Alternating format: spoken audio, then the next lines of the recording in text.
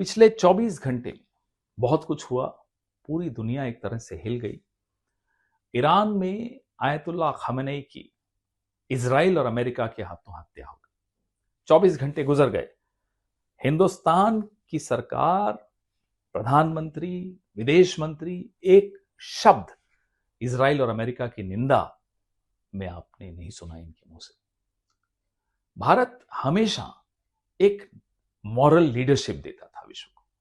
भारत की तरफ पूरा विश्व हमेशा देखता आया नैतिक नेतृत्व के लिए। वो मॉरल लीडरशिप, वो मॉरल कंपस अब हमारा खत्म हो गया। कुछ 2 दिन पहले नरेंद्र मोदी जी इजराइल की यात्रा पर थे। किसी को नहीं समझ में आया क्यों गए। लौटने के 48 घंटे के भीतर हिंदुस्तान के पुराने दोस्त ईरान पर नरेंद्र मोदी जी के नए दोस्त इजराइल ने हमला बोल दिया। नरेंद्र मोदी चुप रहे, कुछ नहीं बोले। माह रमजान में आयतुल्लाह खamenei की शहादत इतिहास में दर्ज हो गई। हर मजहब, हर धर्म शहादत पर, बलिदान पर, शहीदी पर, क्रूसिफिक्शन पर बहुत कुछ लिखता है, बहुत उसको ग्लोरीफाई करता है, और वो ग्लोरीफाई करने योग्य बात है। आप क्रिश्चियनिटी पर आइए। The crucifixion of Christ immortalize Christianity. प्रभु यीशु अगर सलीब पर नहीं चढ़ते तो ईसाई धर्म अमर नहीं होता जैसा हुआ।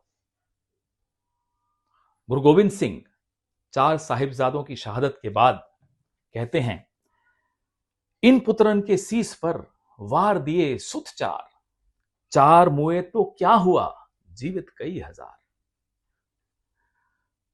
हमारे कुछ शिया दोस्त बचपन से अपने घर में सुनते आए थे कि जिंदगी जियो तो अली की तरह और शहादत हो तो हुसैन की तरह। भगवान कृष्ण अर्जुन को कहते हैं, हे कौन्तेय, यदि तुम युद्ध में मारे जाओगे तो स्वर्ग को प्राप्त करोगे। यदि तुम युद्ध में मारे जाओगे तो स्वर्ग को प्राप्त करोगे, और यदि जीत जाओगे तो पृथ्वी का राज्य भोगोगे।